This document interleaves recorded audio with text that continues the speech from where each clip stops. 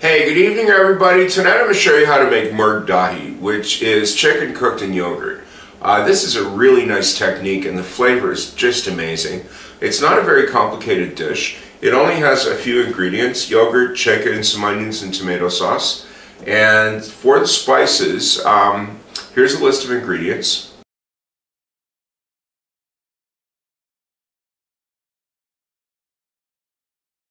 Now, I'm using the chole masala powder that I had made in a previous recipe. Here's the link up here.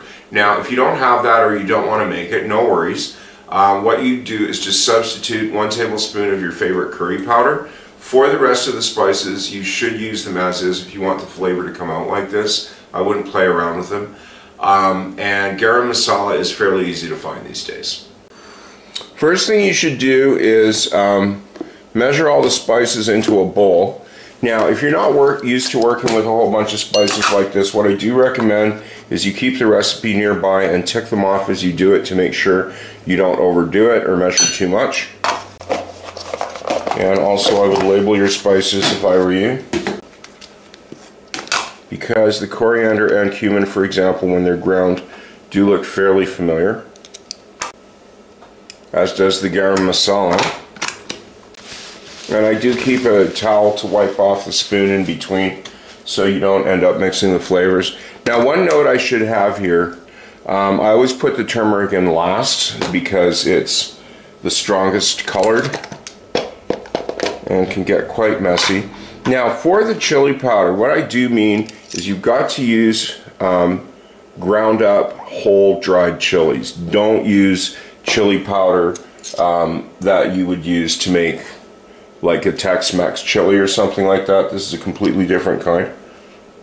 If you don't like it too hot, you can get a milder one, but there's a fair amount of sauce in this, so it doesn't come out too hot actually.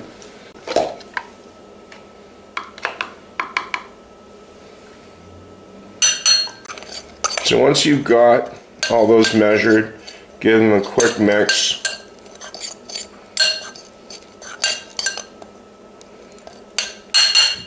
And just set that aside. Now, this seems backwards tonight because usually I would chop the vegetables first and the meat last, but I'll use 2 cutting boards tonight because the chicken has to marinate for half an hour at least, so you do want to be getting that in first.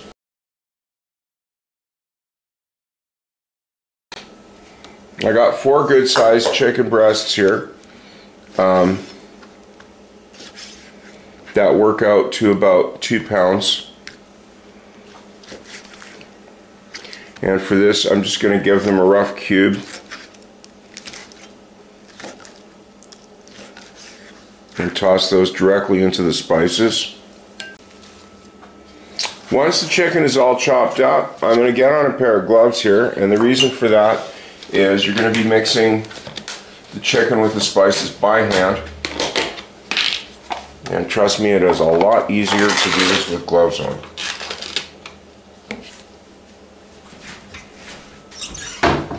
Now, I'm using a 3% fat yogurt. If the fat content really concerns you that much, you can use a low fat or a no fat. I just find you get a much richer flavor with this. So first thing to do is just start mixing up the chicken with the spices, turning the cubes over in it.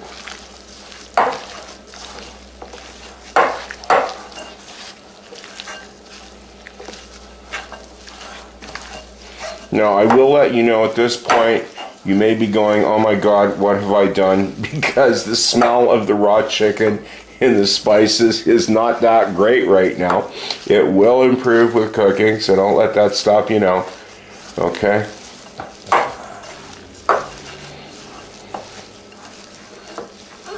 So once you've got that mixed in as well as you can use the spatula or just get right in there with your hand, add some of the yogurt, and start to mix that in.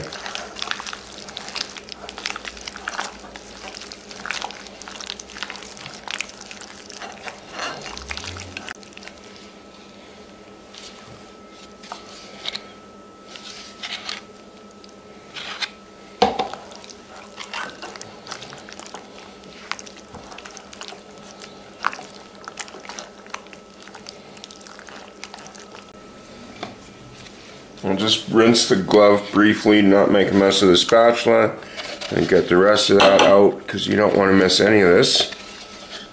Now, that said, if you don't want to put in this much yogurt, by all means, cut it back a bit. You just won't get as nice of a sauce as all. And finish that up by hand. Now, once you've got that all mixed in, then it looks nice and even.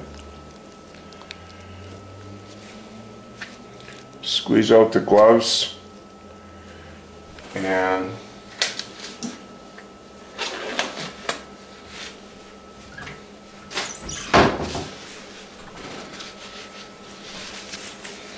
just clean off the edge of the bowl. I don't really feel a need to cover this. You can if you want. And just pop that in the fridge for half an hour. So I washed my knife and I got a new cutting board. So just get your onions chopped there.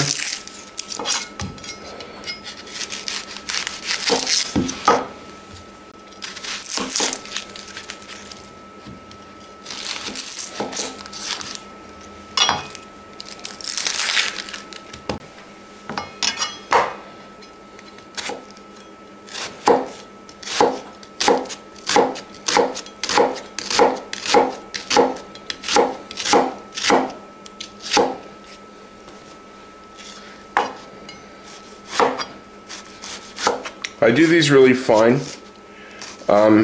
They come out pretty good like this. If you want to be a perfectionist about it, by all means do puree them. Just don't get too carried away or you'll just get onion juice. So once you got all those chopped up, transfer them to a large frying pan.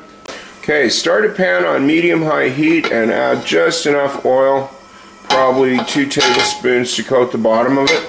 And one thing I should point out here, except for the oil to fry the onions, if you take the zero-fat yogurt approach, which I really don't recommend for taste, and there's not that much fat in the yogurt, this is the only fat there is in the dish. So, and it's really high in protein and it tastes amazing. So just get all your onions in there.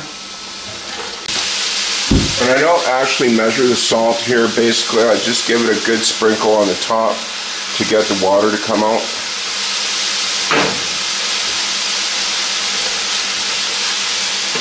And get back to the cutting board and do the ginger and the garlic.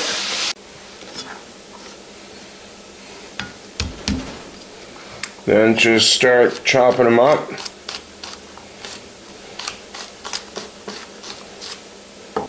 Garlic is chopped. I always take a quick check in the meantime on the onions.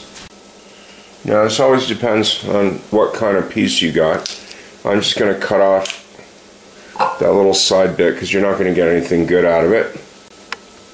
We'll zoom in a bit here for you to see this. So cut off the ends so it squares up nicely.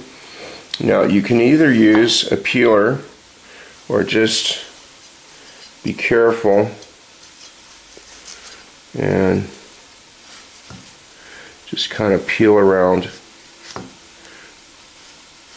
with your knife. You can stand it up on the end if you find it easier to do that, which is one of the reasons I square the ends.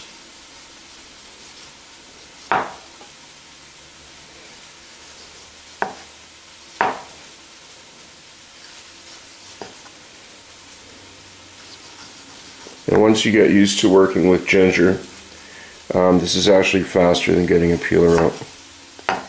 And you know what? Ginger is really cheap. If you need more, get a bigger piece if you're not used to peeling it and you've got too much peel coming off. That's why in the ingredients I put 1 to 2 inches, because it all depends on, first of all, the quality of the ginger you've got and how proficient you are at peeling it. So once I got all those peels off and lay it flat lengthwise, and just shave it off thin like that.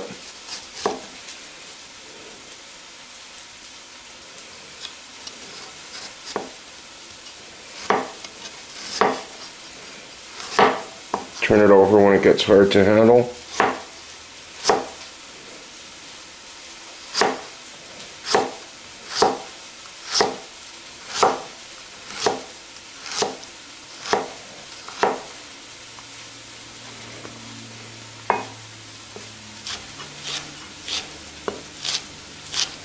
Give it a rough chop lengthwise.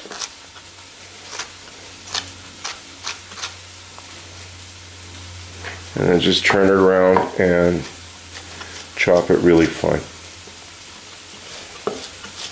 Then check on your onions. Now if you've done this right, you should visually have about the same amount of each. It's no panic if they're out a little bit. Go over to your pan. Now these have caramelized just a little bit. That is not going to hurt the dish at all. Some purists would argue you should never caramelize the onions, but again, this is a matter of taste. I just find it adds a little bit more flavor to the dish.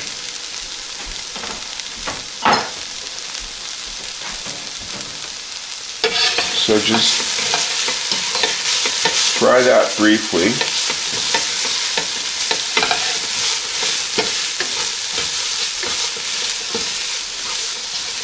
Until the ginger and garlic are smelling nice and there's not what appears to be a raw smell coming off of the pan. Shouldn't take more than a minute or two. Now there's no need to add water to the pan at this point unless the onions have caramelized and turned brown and stuck to the bottom, at which point you will need to loosen them up with a bit of water. Any browning that you can see here, and I'll zoom in for you so you can see what I'm talking about, will come off the bottom when the tomato sauce goes in, which I'm going to open up now. So the pan's smelling nice. I'll just add all the tomato sauce at once.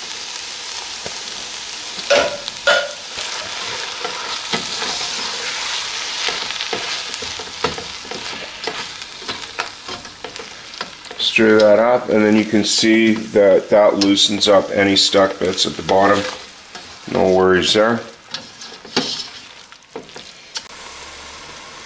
Give that a minute until the onions and tomatoes start boiling up a bit, and you can see a couple of holes through with steam coming out.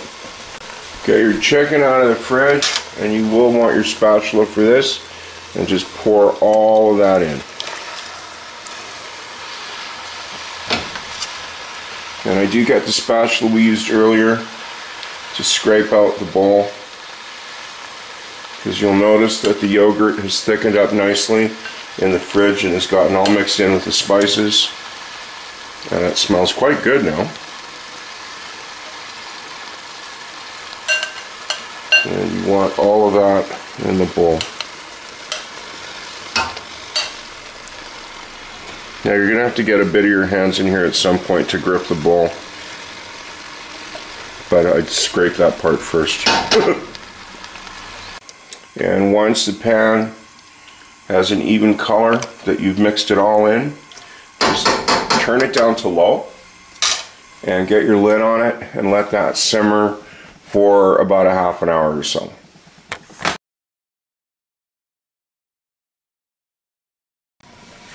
About halfway through, you should check on it and stir it up to make sure that the chicken is cooking evenly, and also see how your sauce is doing. Now some people like to boil this right down and have the yogurt start to curdle. Other people like to have it a much saucier one than this. That will depend on your own taste. Now for it to control this, if you want to dry it out, obviously leave the lid off at this point. If you want to keep the sauce, leave the lid on, and of course adjust the heat up or down. Now if it gets away from you and it gets too dry, you can always fix it up with a bit of water.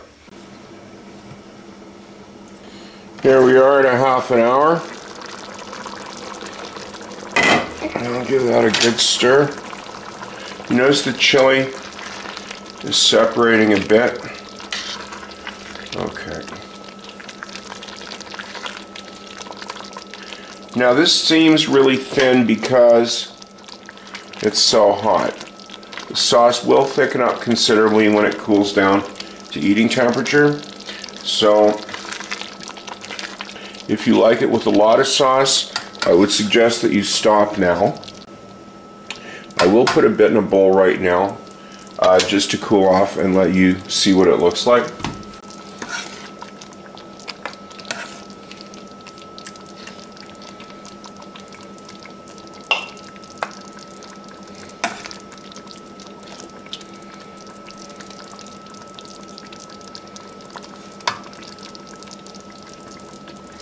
It's a little too hot to eat right now, so I'll let it rest on the counter for a bit. I've let this sit for about 5 minutes, so it's cooled down enough. I mean, it's not cold, but it's not boiling hot that you'd burn your mouth or anything. And you can see it's thickened up quite nicely, that this would go good on rice or something. And I'll just cut one of the pieces open so you can see that it is indeed cooked all the way through. Let's give that a taste. Oh, that's really nice. It's mellow, got a really nice deep spicy flavor, and it's got a bit of a kick, but it's not too hot. And you can always tone down the chili powder if you want at the beginning, to your own taste. So that's how I make Murgh Dahi. I do hope you give this a shot, and thanks for watching, and hope to see you again.